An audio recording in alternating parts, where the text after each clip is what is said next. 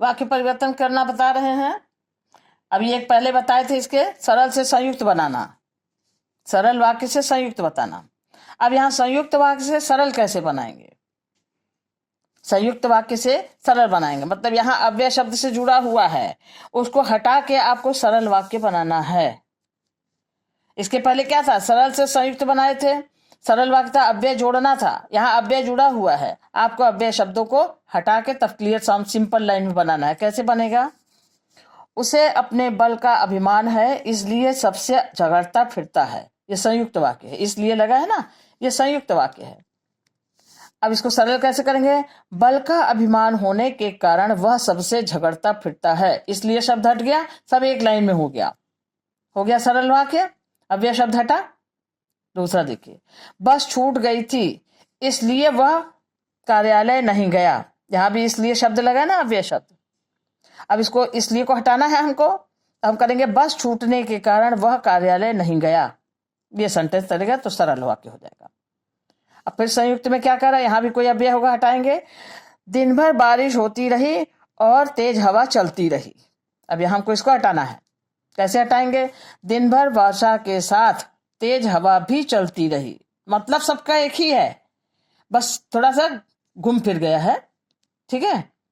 अब देखिए, वह प्रदर्शनी में गया और पेंटिंग खरीद लाया। और वह प्रदर्शनी में गया, अब इस और को हटाना है। कैसे हटेगा सरल बनाने में? वह प्रदर्शनी में जाकर पेंटिंग खरीद लाया, तो यहाँ कोई जोड़ शब्द नहीं ना आया और अव्यय शब्द नहीं जोड़ने के लिए नहीं आया। इसी को हम ऐसे लिख दिए तो सरल हो गया।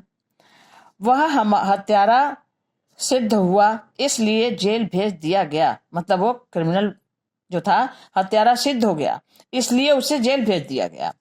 अब इसको दूसरे सरल में कहते हैं हत्यारा सिद्ध होने पर उसे जेल भेज दिया गया, सिंपल लाइन में, इसलिए शब्द हट जाएगा। उम्र बढ़ती है और अनुभव बढ़ता जाता है। और उम्र बढ़ती है और अनुभव बढ़ता जाता है। अब इसको कैसे लिखेंगे? उम्र बढ़ने के साथ अनुभव बढ़ता जाता है। हमको यहाँ अव्यय शब्द दिखेगा जुड़ा हुआ, हमको हटा करके उसको सेंटेंस को लिखना होगा, तो इस तरह से इसको सरल में लिखेंगे।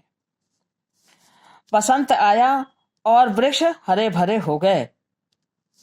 बसंत आने से वृक्ष हरे भरे हो गए, मतलब दोनों का एक ही है।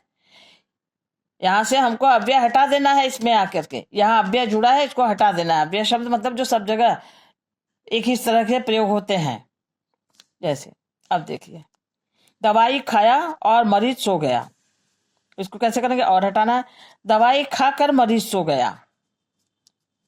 अब देखिए, बिजली चमकी और वर्षा होने लगी। यहां बिजली चमकते ही वर्षा होने लगी। सरल से संयुक्त बताए थे, सेम चीज था, ये इधर था, ये इधर था। हम क्या दोनों तरह से करके दिखा दें आपको? ये था तो ये कैसे बनाएंगे, अब ये है तो ये कैसे बनेगा, सब एकदम क्लियर हो जाना चाहिए। मुख्य अतिथि आए और कार्यक्रम शुरू हो गया। अब यहां बनेगा कैसे? मुख्य अतिथि के आते ही कार्यक्रम शुरू हो गया। सब में से यहां से जो अव्यय शब्द जितना इधर जोड़ करके बनाया गया था हर सेंटेंस में, अर्थ दोनों का सेम है, दोनों का अर्थ एकदम सेम है। इधर का कहो चाहे इधर का कहो, मतलब एक ही है। बस लिखने का ढंग है कि अगर सरल पूछा जाता है तो संयुक्त कैसे बनाएंगे, संयुक्त पूछा जाता है तो सरल कैसे बनाएंगे।